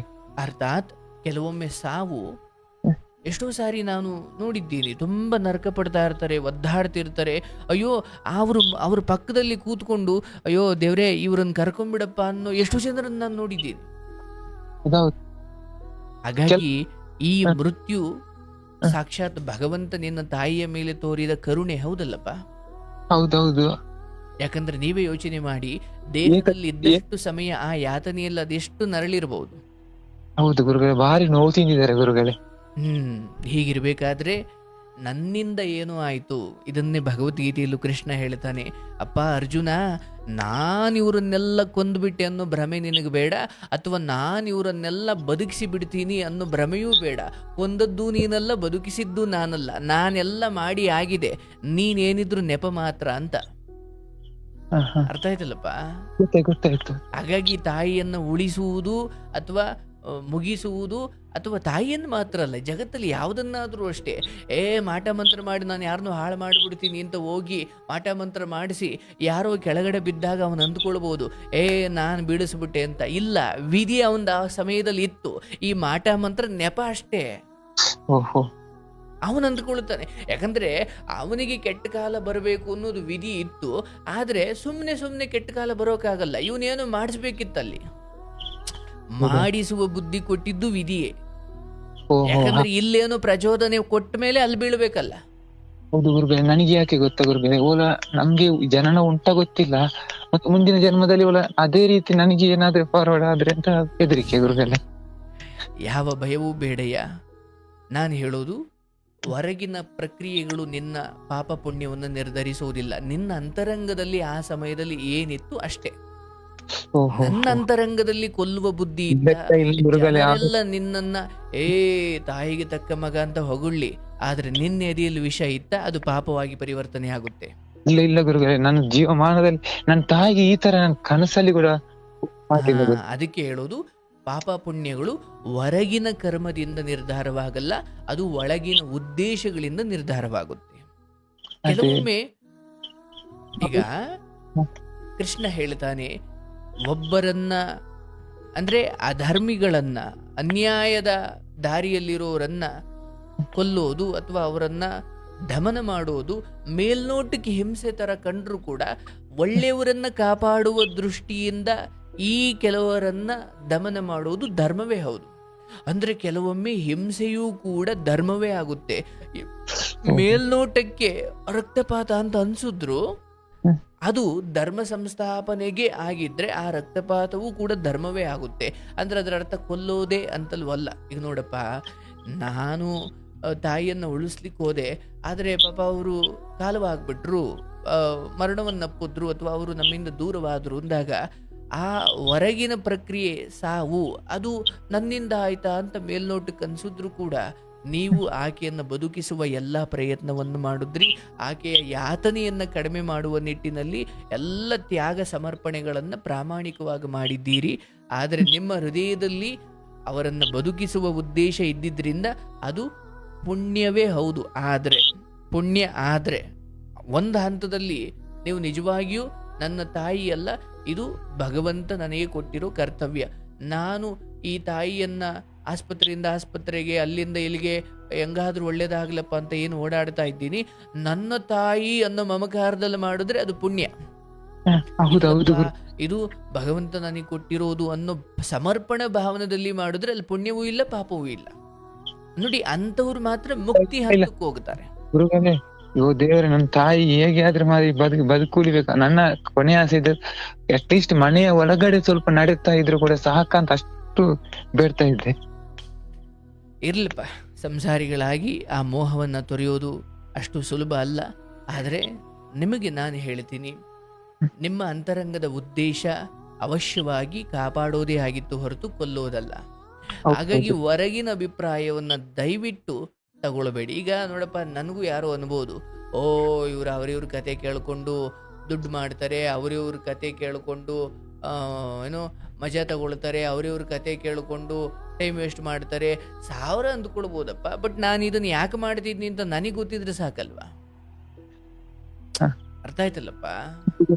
ಇದರಿಂದ ಎಷ್ಟು ಜನಕ್ಕೆ ನೆಮ್ಮದಿ ಸಿಗ್ತಾ ಇದೆ, ಅಥವಾ ನನ್ನ ಪುಟ್ಟ ಜ್ಞಾನದಲ್ಲಿ ನಾನು ಒಬ್ಬರಿಗೆ ಕೊಡಬಹುದಾದದ್ದು, ಅಥವಾ ನಾನು ನನ್ನ ತಿಳುವಳಿಕೆಯಲ್ಲಿ ಒಬ್ಬರಿಗೆ ನೆಮ್ಮದಿ ಕೊಡಬಹುದಾದದ್ದು ಅನ್ನೋದಾದ್ರೆ, ನಾನು ಅದನ್ನ ಜನರ ನೆಮ್ಮದಿಗೋಸ್ಕರ ಮಾಡ್ತಿದ್ದೀನಿ ಅನ್ನೋದಾದ್ರೆ ಅದು ನನಗೆ ಮಾತ್ರ ಗೊತ್ತಿರುತ್ತೆ, ಅದು ಓಕೆ ಫೈನ್. ಬಟ್ ಹೊರಗಿನ ಅಭಿಪ್ರಾಯಗಳನ್ನ ಏನಾದ್ರೂ ನಾನು ತುಂಬಾ ತಲೆಗೆ ತಗೊಂಡು ಕೂತ್ಕೊಂಡ್ಬಿಟ್ರೆ ನಾನು ಬದುಕಂಗೇ ಇಲ್ಲ. ಮತ್ತು ಜೀವನದಲ್ಲಿ ಇದನ್ನ ರೂಢಿಸಿಕೊಳ್ಳಿ. ಎಲ್ಲಿಯವರೆಗೂ ನಾನು ಅದನ್ನೇ ಸ್ಪಷ್ಟವಾಗಿ ಹೇಳ್ತಾ ಇದ್ದೀನಿ, ನಿಮ್ಮ ತಾಯಿಯನ್ನ ಮುಗಿಸುವ ಉದ್ದೇಶ ನಿಮ್ಮದಾಗಿದ್ದು ಮೇಲ್ನೋಟಕ್ಕೆ ಆಸ್ಪತ್ರೆಯಿಂದ ಈ ಆಸ್ಪತ್ರೆ ಕರ್ಕೊಂಡು ಹೋಗೋ ನಾಟಕವಾಡಿದ್ರೆ ಅದನ್ನ ನೋಡಿ ಜನ ತಾಯಿಗೆ ತಕ್ಕ ಮಗ ಅಂತ ಅಂದಿದ್ರು ಕೂಡ ನೀನ್ ಪಾಪಿನೇ. ಯಾಕಂದ್ರೆ ಜನರು ನಿನ್ನ ಬಗ್ಗೆ ಏನಂತಿದ್ದಾನೆ ಅನ್ನೋದಕ್ಕಿಂತ ಜನರು ನಿನ್ನ ಹೊರಗಿನದ್ದನ್ನ ನೋಡ್ತಾರೆ. ಜನಾರ್ದನ ನಿನ್ನ ಒಳಗಿನದ್ದನ್ನ, ನಿನ್ನ ಅಂತರಂಗದ ದನಿ, ನಿನ್ನ ಅಂತರಂಗದ ತುಡಿತ, ನಿನ್ನ ಅಂತರಂಗದ ಉದ್ದೇಶ ಏನು ಅದು ಜನರಿಗೆ ಗೊತ್ತಿಲ್ಲ, ಜನಾರ್ದನನಿಗೆ ಗೊತ್ತು. ಜನರ ಉದ್ದೇಶನೇ ಉಲ್ಟಾಗಿತ್ತು, ನನ್ನ ಉದ್ದೇಶನೇ ಬೇರೆ ಆಗಿತ್ತು. ನನ್ನ ಉದ್ದೇಶ ಹೇಳ್ತಾ ಇದ್ದೀನಪ್ಪ, ಜನರ ಕಣ್ಣು ಕಾಮಾಲೆಯ ಕಣ್ಣು. ಅವರು ಸ್ವಯಂ ಹಳದಿಯಲ್ಲಿ ಬದುಕ್ತಾ ಇದ್ದಾರೆ, ಅವ್ರಿಗೆ ಕಾಮಾಲೆ ಬಂದಿದೆ, ಅವ್ರಿಗೆ ಹಳದಿ ಕಾಣುತ್ತೆ. ನಾನು ಹೇಳೋದು ಇದನ್ನು ತುಂಬಾ ಮಹತ್ವ ಮಾಡಿಕೊಳ್ಬೇಡಪ್ಪ. ಅಂದ್ರೆ ನನ್ನ ಬದುಕನ್ನು ನಾನು ಮುಗಿಸ್ಕೊಂಡ್ಬಿಡ್ತೀನಿ. ತಾಯಿ ಅಥವಾ ಆತ್ಮಕ್ಕೆ ನೆಮ್ಮದಿ ಬೇಕು ಅಂದ್ರೆ ನೀವು ನಿಮ್ಮ ಜೀವನವನ್ನ ನಿಮ್ಮ ಬದುಕಿನ ಕಡೆಯ ಕ್ಷಣದವರೆಗೂ, ದೇವರೇ ಅದನ್ನ ಕಸಿದುಕೊಳ್ಳುವವರೆಗೂ ಜೀವಂತವಾಗಿ ಬದುಕುವ, ಅಥವಾ ಬದುಕಿ 4 ಜನರ ಮುಂದೆ ತಾಯಿ ಹೋದ ಮೇಲೂ ಕೂಡ ಬದುಕು ಕಟ್ಟಿಕೊಂಡು ಚೆನ್ನಾಗಿ ಬಾಳದ್ನಪ್ಪ ಅಂದಾಗ ಆ ಆತ್ಮಕ್ಕೂ ಶಾಂತಿ. ಯಾರನ್ನೋ ಪ್ರೀತಿಸೋದು ಅಂದ್ರೆ ಅರ್ಥ ಸಾಯೋರ್ ಜೊತೆ ನೀವು ಸಾಯೋದು ಅಂತ ಅಲ್ಲ ಗುರುಗಳೇ. ನಾವು ಅವರು ಸೆಪ್ಟೆಂಬರ್ ತಿಂಗಳಲ್ಲಿ ಸ್ವಲ್ಪ ನೋವಾಗುತ್ತೆ ಅಂತ ಹೇಳಿದ್ರು ಎದೆ ಭಾಗದಲ್ಲಿ. ನಾನು ಹೇಳಿದೆ, ನೀವು ಬೀಡಿ ಕಟ್ತಿರಲ್ಲ, ಬೀಡಿ ಬಿಟ್ರೆ ನಾನು ಅದು ಕಡಿಮೆ ಆಗ್ಲಿಲ್ಲ ಅಂದ್ರೆ ಕರ್ಕೊಂಡು ಹೋಗ್ತೀನಿ ಅಂತ ಹೇಳಿದೆ ಗುರುಗಳೇ. ನಾನು ಬೀಡಿ ಬಿಡ್ಲಿಲ್ಲ. ಆದ ನಂತರ ಅದು ಜನವರಿ ಫೆಬ್ರವರಿ ಆಗು ಜೋರ ಆಗ್ತಾ ಬಂತು, ಮತ್ತೆ ಸಡನ್ ಹೋಗ್ತದೆ ಗುರುಗಳೇ. ಅದು ಕೂಡ ಒಂದು ಬೇಜಾರ ಗುರುಗಳೇ, ನಾನು ಈ ಮಾತು ಅಂದ್ಬಿಟ್ಟಲ್ಲ ಅಂತ ಅಲ್ಲಿ. ಅದು ಆಗ್ಬೇಕಿತ್ತು, ಪಶ್ಚಾತ್ತಾಪ ಇದೆ, ಆದ್ರೆ ಬಿಟ್ಬಿಡಪ್ಪ. ಈಗ ಮನೆ ಬಿದ್ದೋದ ಮೇಲೆ ಆ ಇಟ್ಟಿಗೆ ಮೇಲೆ ಕೂತ್ ನಾನು ಎಷ್ಟು ಹಳ್ಳಿ, ಕಾರಣ 1000 ಇರ್ಬೋದು, ಬಿದ್ದೋಗಿದೆ ಅನ್ನೋ ಸತ್ಯ ಒಪ್ಪಿಕೊಳ್ಬೇಕು. ಮುಂದೆ ಕೂಡಿಸ್ಲಾದ್ರೂ ಕಟ್ಕೊಂಡು ನಾನು ಮಳೆ ಗಾಳಿ ಚಳಿಯಿಂದ ತಪ್ಪಿಸ್ಕೊಳ್ಬೇಕು, ಅಷ್ಟೇ ತಾನೇ? ಹೌದು ಗುರುಗಳೇ. ಅದಕ್ಕೆ ಬೀಳ್ತಾ ಇದಕ್ಕೆ ಬೀಳ್ತಾ ಹಂಗಾಯ್ತಾ ಹಿಂಗಾಯ್ತಾ ಅಂತ ಇಟ್ಟಿಗೆ ಮೇಲೆ ಕೂತ್ಕೊಂಡ್ರೆ ಮಳೆ ಚಳಿ ಹೋಯ್ತಿ ಅಷ್ಟೇ. ಹೌದು, ಅದು ಅದೇ ಗುರುಗಳೇ. ಹಾಗಾಗಿ ಮುಗ್ದಿದೆ, ಅದಕ್ಕೆ ಮುಗೀತು. ಹೌದು, ಎಲ್ಲೋ ಇದ್ರು ನನಗೆ ಆಶೀರ್ವಾದ ಮಾಡ್ತಾರೆ ಅಂದುಕೊಳ್ಬೇಕು. ನಾನು ಮತ್ತೆ ಹೇಳ್ತಾ ಇದ್ದೀನಿ, ನಾವು ನೀವೆಲ್ಲ ನೆಪನಪ್ಪ.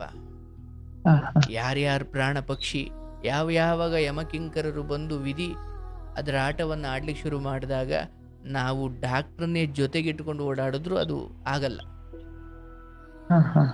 ಅಂತ. ಅಲೆಕ್ಸಾಂಡರ್ ಕೂಡ ಎಂತೆಂಥ ಮಹಾನುಭಾವರು ಏನ್ ಸಪರೇಟು ಡಾಕ್ಟರ್ ಶಾಪ್ಗಳನ್ನೇ ಹಾಸ್ಪಿಟಲ್ಗಳನ್ನೇ ಇಟ್ಕೊಂಡಿದ್ರು ಸರ್.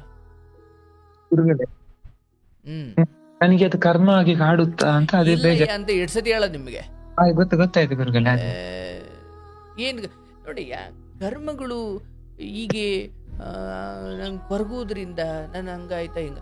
ನಾನು ಹೇಳೋದಪ್ಪ, ನೀನ್ ನಮಗೂ ಸುಳ್ಳು ಹೇಳಿರ್ಬೋದು ಅಂತಲೇ ಅಂದುಕೊಳ್ಳೋಣ, ಇಲ್ಲ ನಾನು ಬದುಕಿಸೋಕೆ ಹೋದೆ, ನಾನು ಕಾಪಾಡ್ಲಿಕ್ಕೆ ಹೋದೆ ಅಂತಲೇ ಅಂದುಕೊಳ್ಳೋಣ. ನಿನ್ ಹೃದಯದಲ್ಲಿ ನಿಜವಾಗ್ಲೂ ಏನಿತ್ತು ಅದು ನಿಮಗೆ ಮಾತ್ರ ಗೊತ್ತು. ಇಷ್ಟೇ ಹೇಳ್ತೀನಿ, ನಿಮ್ ಹೃದಯದಲ್ಲಿ ಬದುಕಿಸೋದಾಗಿದ್ರೆ, ಪ್ರೀತಿ ಆಗಿದ್ರೆ, ಅವರನ್ನು ಕಾಪಾಡ್ಕೊಳ್ಳೋದಾಗಿದ್ದಿದ್ರೆ ಅಥವಾ ಅದಿದ್ರೆ ಅದು ಯಾವತ್ತಿದ್ರೂ ಪಾಪವಾಗಲ್ಲ, ಅದು ಪುಣ್ಯವೇ. ಅದನ್ನ ಇಟ್ಕೊಳ್ಳಿ, ಅದ್ ನನಗೆ ಹೇಳಬೇಡಿ. ನನಗೆ ಅದನ್ನ ಅಳೆಯುವ ಮಾಪನವನ್ನಂತೂ ಹೇಳ್ತಾ ಇದ್ದೀನಿ ಅಷ್ಟೇ, ಅದನ್ನ ಅಳ್ಕೊಳ್ಳೋದು ನಿಮಗ್ ಬಿಡ್ತೀನಿ. ಮತ್ತೆ ಗುರುಗಳೇ, ತೀರಿದ ದಿವಸ ಕೂಡ ಏಕಾದಶಿ ನಕ್ಷತ್ರ. ಏನಪ್ಪ ಏಕಾದಶಿ ಇವತ್ತು ತೀರಿದ್ದು ಓದದ್ದು ಗುರುಗಳೇ. ಮತ್ತೆ ಆರಿದ್ರ ನಕ್ಷತ್ರ ಒಳ್ಳೇದು ಗುರುಗಳೇ. ಈಗ ಕೆಟ್ಟದ್ದು ಅಂದ್ರೆ ಏನ್ ಮಾಡ್ತೀಯ? ಕೇಳಿ ಆ? ಅದೇ. ಅಪ್ಪ ನೀನ್ ತುಂಬಾ ಆಲೋಚನೆ ಮಾಡ್ತಿದೀಯಪ್ಪ. ಭಗವಂತನ ಪಾದ ಸೇರಿ ಆದ್ಮೇಲೆ ಯಾವ ನಕ್ಷತ್ರ ಅದಂದ್ರೆ ರಾಶಿ ಆದ್ರೆ ನೋಡಪ್ಪ, ಬದುಕಿರೋರ್ಗೆ ಯಾತನೆ ಇದೆ, ಸತ್ತಿರೋರ್ಗಿಲ್ಲ. ಚಿರಶಾಂತಿ, ಅದು ಶಾಶ್ವತವಾದ ಶಾಂತಿ. ಬಿಟ್ಬಿಡು, ಒಳ್ಳೇದಾಗಿರುತ್ತೆ, ಮುಗಿದೋಯ್ತದು. ಆದರೆ ಓದವರ ನೆನಪಿನಲ್ಲಿ ಬದುಕಿರುವವರು ನರಳಬಾರ್ದು. ಆಯ್ತು, ಎಲ್ಲದಕ್ಕೂ ಒಂದು ಕೊನೆ ಮೊದಲು ಅಂತ ಇದೆಯಪ್ಪ. ಹುಟ್ಟಿದ ಪ್ರತಿಯೊಂದು ಸಾಯಲೇಬೇಕು. ನಾನು ಇಷ್ಟು ಮಾತ್ರ ಹೇಳಬಲ್ಲೆ, ಆಕೆ ತನ್ನ ನರಳಾಟದಿಂದ ಅಥವಾ ಆ ಆತ್ಮ ಆ ದೇಹದಲ್ಲಿದ್ದಾಗ ಎಷ್ಟು ನರಳಾಟ ಪಡ್ತು, ಅದರಿಂದ ಹೊರಗಡೆ ಹೋದ್ಮೇಲೆ ಅದು ಆರಾಮಾಗಿದೆ. ಅದು ಭಗವಂತನ ಮಡಿಲು ಸೇರಿದೆ. ಅದರದ್ದೇನು, ಅದು ಮುಂದಿನ ಪ್ರಯಾಣ, ಅದು ಪ್ರಕೃತಿಯಲ್ಲಿ ಲೀನವಾಗಿದೆ. ಅದು ಬಿಡಿ, ಅದು ನಮ್ಮ ಯೋಚನೆಗೂ ನಿಲುಕದು. ಸಾವಿಗೆ ಯಾರು ಮುಹೂರ್ತ ಇಡ್ತಾರಯ್ಯ? ಲೋಕದಲ್ಲಿ ಒಳ್ಳೆ ಕಾಲ ಕೆಟ್ಟ ಕಾಲ ಅಂತ ಇಲ್ಲಪ್ಪ. ಕೇವಲ ಸಮಯ ಅನ್ನೋದಿದೆ. ಹುಟ್ಟು ಸಾವು, ಯಾವ ಸಮಯ, ಎಲ್ಲಿ, ಯಾವಾಗ, ಇದು ಯಾವುದು ತುಂಬ ಲೆಕ್ಕಾಚಾರ ಹಾಕ್ಲಿಕ್ಕೆ ಹೋಗಬಾರ್ದು. ನಿಮಗೆ ನಾನು ಹೇಳೋದು, ನಮ್ಮ ಕೆಲಸಗಳು, ನಮ್ಮ ಯೋಚನೆಗಳು, ನಮ್ಮ ಸಹವಾಸಗಳು, ನಮ್ಮ ಪ್ರಯತ್ನಗಳು ಎಲ್ಲ ಒಳ್ಳೇದಾಗಿದ್ರೂ ಕೂಡ ಕೆಲವೊಮ್ಮೆ ನಮಗೆ ಕೆಟ್ಟದಾಗುತ್ತೆ. ಎಂತಾಯ್ತಿದು? ಹೇಳಿದಂಗೆ ನಾನು ಒಳ್ಳೆಯವ್ರ ಸವಾಸದಲ್ಲಿದ್ದೆ, ಒಳ್ಳೆ ಯೋಚನೆ ಮಾಡಿದೆ, ಒಳ್ಳೆ ರೀತಿಯಲ್ಲಿ ಬದುಕಿದೆ, ಒಂದು ಕೆಟ್ಟ ಸವಾಸ ಮಾಡಲಿಲ್ಲ, ಒಂದು ಕೆಟ್ಟ ಚಟ ಮಾಡಲಿಲ್ಲ, ಒಳ್ಳೆ ರೀತಿಯಲ್ಲೇ ನಾನು ಬದುಕಿದೆ. ಆದರೆ ಇದು ಯಾಕೆ ನನಗೆ ಹಿಂಗೆ ಆಗ್ತಿದೆ? ನೋಡಪ್ಪ, ನಾವು ಇಲ್ಲಿ ಬಂದು ಹೊಸ ಬದುಕನ್ನು ನಾವು ಬದುಕುತ್ತಾ ಇಲ್ಲ. ಹಿಂದೆ ಬಿಟ್ಟಿರುವ ಬದುಕನ್ನು ನಾವು ಕಂಟಿನ್ಯೂ ಮಾಡ್ತಾ ಇದ್ದೀವಿ ಅಷ್ಟೇ. ಗರ್ಭದಿಂದ ಗರ್ಭಕ್ಕೆ ಹಾರಾಡೋ ಚಿಟ್ಟೆಗಳು ನಾವು. ಹೌದು, ಅಲ್ಲೆಲ್ಲೋ ಅರ್ಧಕ್ಕೆ ನಿಲ್ಸಿದ್ದನ್ನು ಇಲ್ಲಿ ಪೂರ್ಣಗೊಳಿಸ್ತಾ ಇದ್ದೀವಿ. ಇದು ಏನು ಪೂರ್ಣ ಅಂತ ಇಲ್ಲ, ಇದು ಅರ್ಧವೇ, ಇನ್ನೆಲ್ಲೋ ಹೋಗಿ ಮುಂದುವರಿಸ್ತೀವಿ. ಹಾಗಾಗಿ ನಿನ್ನೆ ಯಾರನ್ನೋ ಕೊಂದು ಈ ದಿನ ನಾನು ಪೊಲೀಸ್ನವ್ರು ನನ್ನನ್ನು ಹುಡುಕಬಾರ್ದು ಅಂದ್ರೆ ಅದು ಹೇಗೆ? ನಿನ್ನೆ ಏನು ಮಾಡಿದ್ನೋ ಅವು ನನ್ನನ್ನು ಹುಡುಕಿ ಬಂದೇ ಬರ್ತವೆ. ಅತಳ ವಿತಳ ಸುತಳ ರಸ ಮಹಾತಳ ತಳಾತಳ ಪಾತಾಳಗಳಿಗೆ ಹೋದ್ರೂ ನಿನ್ನ ನಾವು ಬಿಡಲ್ಲ. ಹಾಗಾಗಿ ಅವರ ಸಾವಿಗೆ ನಾನು ಕಾರಣವ, ಅವರ ಉದ್ಧಾರಕ್ಕೆ ನಾನು ಕಾರಣವ? ಇಲ್ಲಪ್ಪ. ಯಾರ ಉದ್ಧಾರಕ್ಕೂ, ಯಾರ ಸಾವಿಗೂ, ಯಾರ ವಿನಾಶಕ್ಕೂ ನೀವು ಕಾರಣ ಅಲ್ಲ. ಹಂಗ ಭಗವಂತ ಬೆಳೆಸಬೇಕು, ನಾವು ಬೆಳಿಬೇಕು, ಅವನ್ ತುಳಿಬೇಕು, ನಾವು ಹಾಳಾಗಬೇಕು. ಅದು ಬಿಟ್ರೆ ಜನರು ಏನೋ ಮಾಡ್ತಾರೆ, ಅದು ನಮ್ಮ ಮನೋಬಲ ಗಟ್ಟಿಯಾಗಿರಬೇಕು. ಭಗವಂತನನ್ನ ಬಲವಾಗಿ ನಂಬಬೇಕು. ಆಗಿದ್ದೆಲ್ಲವೂ, ಬಂದದ್ದೆಲ್ಲವೂ ಬರಲಿ, ಗೋವಿಂದನ ದಯೆ ಒಂದಿರಲಿ ಎಂದುಕೊಂಡು ತಾಯಿಯ ಆಸೆ, ನನ್ನ ಮಗ ಚೆನ್ನಾಗಿರ್ಬೇಕು. ಆಯ್ತು, ಚೆನ್ನಾಗಿರೋದ್ರಿಂದ ಆ ಆತ್ಮಕ್ಕೆ ಶಾಂತಿ ಸಿಗುತ್ತೆ. ಅವರು ನಿಮಗೆ, ಅವರ ಬದುಕು ಅಂತ್ಯವಾಗುವುದಕ್ಕೂ ನಿಮಗೂ ಯಾವುದೂ ಸಂಬಂಧ ಇಲ್ಲ. ಅದು ಸಮಯ ಮುಗೀತು. ನಿಮಗೆ ಅವ್ರ ತಾಯಿಯಾಗಿದ್ರು, ನಿಮಗೂ ಅದು ಇನ್ನೂ ನೆನಪಿದೆ. ಆದರೆ ಅವರಿಗೆ ಅದೆಲ್ಲ ಮುಗಿದ ಕತೆ. ಅದೆಲ್ಲ ಒಂದು ಕನ್ಸಪ್ಪ. ಈಗ ಆ ಆತ್ಮಕ್ಕೆ ನಿಮ್ಮೊಂದಿಗಿದ್ದ ಈ ಬದುಕಿದೆಯಲ್ಲ, ಈಗ ಅವ್ರಿಗೆ ಅದೊಂದು ಕನ್ಸು. ಹೌದೌದು. ಅಂದ್ರೆ ಎಚ್ಚರದಲ್ಲಿದ್ದಾಗ ನಿದ್ದೆಯಲ್ಲಿ ಕಂಡ ಕನಸುಗಳಿದ್ದಾವಲ್ಲಪ್ಪ. ನಿದ್ದೆ ಮಾಡ್ತಿದ್ದಾಗ ಏನೊಂದಷ್ಟು ಕನಸುಗಳು ಬಂದಿದ್ವಲ್ಲ, ಆ ಕನಸುಗಳು ಕಣ್ಣು ಬಿಟ್ಟ ತಕ್ಷಣ ಅಯ್ಯೋ ನಂಗೊಂದು ಕನಸು ಬಿದ್ದಿತ್ತು ಅಂತೀವಿ. ಅಂದ್ರೆ ನಿದ್ದೆಗೆ ಹೋದಾಗ ಎಚ್ಚರ ಕನಸು, ಎಚ್ಚರಕ್ಕೆ ಬಂದಾಗ ನಿದ್ದೆ ಕನಸು, ಇವೆಲ್ಲ ಹಂಗೇನೆ. ಈಗ ನಾವು ಬದುಕ್ತಿರೋದು, ನಾವು ಸತ್ತ ಮೇಲೆ ಇದು ಒಂದು ಕನಸೆ. ಆ ಕನಸಿನಲ್ಲಿ ಬೀಳುವ ಕನಸು ಹೇಗೋ, ಈ ಎಚ್ಚರದಲ್ಲಿ ನಾವು ಮಾಡ್ತಾ ಇರೋ ಲಾಭ ನಷ್ಟ ವ್ಯವಹಾರ ಇದು ಒಂದು ಕನಸೆ. ಈಗೇನು, ಈಗ ಒಂದು ಅರ್ಧ ಗಂಟೆ ಮುಕ್ಕಾಲು ಗಂಟೆ ಏನ್ ನಿದ್ದೆಗೆ ಹೋಗ್ತೀಯಲ್ಲಪ್ಪ, ಅವಾಗ ಈ ಎಚ್ಚರ ಕನಸು. ಅವಾಗ ಏನ್ ನೆನಪಿರುತ್ತೆ? ಈಗ ನಿಮ್ ಬದುಕಲ್ಲೇ ಏನೇನೋ ಕಾರಣಗಳಿಗೆ ಒಂದಷ್ಟು ಸಮಯ ಪ್ರಜ್ಞೆ ತಪ್ಪಿದ್ರಲ್ಲಪ್ಪ, ಅವಾಗ ಏನ್ ನೆನಪಿತ್ತು? ಎಲ್ಲಿ ಹೋಗಿದ್ರಿ ಆ ಪ್ರಜ್ಞೆಯಲ್ಲಿ ನೀವು? ಎಲ್ಲವೂ ಶೂನ್ಯನಯ್ಯ. ಅದು ಆಗುದಿದ್ರೆ ಅದು ಯಾವ ರೀತಿಯಾದ್ರೂ ಆಗ್ಲೇಬೇಕು, ಹಾಗೆ ಆಗುತ್ತದು. ಇವತ್ತೇನ್ ನಾವು ಗೋಪುರದ ಮೇಲೆ ಗೋಪುರ, ಬಿಲ್ಡಿಂಗ್ ಮೇಲೆ ಬಿಲ್ಡಿಂಗು, ಆಸ್ತಿ ಮೇಲೆ ಆಸ್ತಿ, ಇವೆಲ್ಲ ಕನಸು ಆಗೋ ಒಂದೇ ಒಂದು ಕ್ಷಣ ಬರುತ್ತೆ, ರಪ್ಪನ್ ಎಲ್ಲ ಮುಗ್ದೇ ಹೋಗುತ್ತೆ. ಈಗ ನಿದ್ದೆಗೆ ಹೋಗ್ತೀರಲ್ಲಪ್ಪ, ಆ ಸಮಯದಲ್ಲೇ ಏನೋ ಆಗಿ ಅಲ್ಲೇ ಪ್ರಾಣ ಹೊಂಟೋಯ್ತು, ಎಲ್ಲ ಬಿಟ್ಟು ತಾನೇ ಹೋದ್ರಿ. ಹೌದು ಗುರುಗಳೇ. ಓಹೋ, ನಿದ್ದೆಗೆ ಹೋದಾಗ ಈಗ ನಾವು ನೀವು ಮಾತಾಡ್ತಿದ್ದೀವಿ, ಬೆಳಗಿಂದ ಏನೇನೋ ಕೆಲಸ ಮಾಡಿದ್ದೀರಿ, ಹತ್ತಿದ್ದೀರಿ, ದುಃಖ ಪಟ್ಟಿದ್ದೀರಿ, ಏನೇನೋ ಮಾಡಿದ್ದೀರಿ. ಈಗ ಒಂಚೂರು ನಿದ್ದೆಗೆ ಹೋಗ್ಬಿಟ್ರೆ ಇವೆಲ್ಲ ಮುಗಿದು ಕತೆ. ಇವೆಲ್ಲ ಹೌದು ಮತ್ತು ಬೆಳಿಗ್ಗೆ ಅಲಾರಾಮಿನ ಮತ್ತೆ ಎದ್ರಲ್ಲ, ಅದು ಮತ್ತೆ ಶುರುವಾಯಿತು. ಹಾಗಾಗಿ ಹೇಗೆ ಒಂದು ಪುಟ್ಟ ನಿದ್ದೆ ಮಾಡ್ತೀವಿ ರಾತ್ರಿ ಹೊತ್ತು, ಒಂದು 7 ಅವರ್ 6 ಅವರ್ 8 ಅವರ್, ಅದು ಕೂಡ ಒಂದು ಪುಟ್ಟ ಸಾವು ಕಣೆ. ಅಂದ್ರೆ ನಿದ್ದೆ ಅನ್ನೋದು ಒಂದು ಚಿಕ್ಕ ಸಾವು, ಸಾವು ಅನ್ನೋದು ಒಂದು ದೊಡ್ಡ ನಿದ್ದೆ ಅಲ್ವಾ? ಗೊತ್ತಾಯ್ತು ಗುರುಗಳೇ. ಹಾಗಾಗಿ ಯಾವ ಸಾವು, ಜನನ, ಮರಣ, ತುಂಬ ಜನನವಾದಾಗಲೂ ತುಂಬ ಸಂತೋಷ ಬೇಡ. ಯಾಕೆ? ಅದಾದ 5 ತಿಂಗಳಿಗೂ 6 ತಿಂಗಳಿಗೂ ಅದು ತೀರು ಹೋಗ್ಬೋದು. ಅಂದ್ರೆ ಸಂತೋಷ ಪಡಬಾರ್ದ, ಸ್ವೀಟ್ ಹಂಚಬಾರ್ದ, ಏನು ಮಾಡೋಕ್ಕಾಗಲ್ಲ, ಖುಷಿ ಪಡಿ, ತೊಂದರೆ ಇಲ್ಲ. ಆದ್ರೆ ಸತ್ಯವನ್ನ ಮರಿಬಾರ್ದಲ್ವೇ? ಹಾಗಾಗಿ ನಿಮ್ಮ ತಾಯಿಯ ಅಂತ್ಯಕ್ಕೂ ನಿಮ್ಮ ಆಸ್ಪತ್ರೆಗೆ ಕರ್ಕೊಂಡು ಹೋದಂತ ಆ ಕಾಳಜಿಗೂ ಸಂಬಂಧವಿಲ್ಲ. ನಿಮ್ಮ ಉದ್ದೇಶ ಶುದ್ಧವಾಗಿ ಇತ್ತು. ಹೇಗೆ ಹನುಮಂತ ಅರೆಬೆತ್ತಲೆಯ ಹೆಣ್ಣು ಮಕ್ಕಳನ್ನು ನೋಡಿ ಆದಾಗ ಅಯ್ಯೋ ನಾನು ಪಾಪಿ ಆಗ್ಬಿಟ್ನಾ ಅಂತ ನಿಮ್ಮ ಥರ ಆತನು ಅಂದುಕೊಂಡ.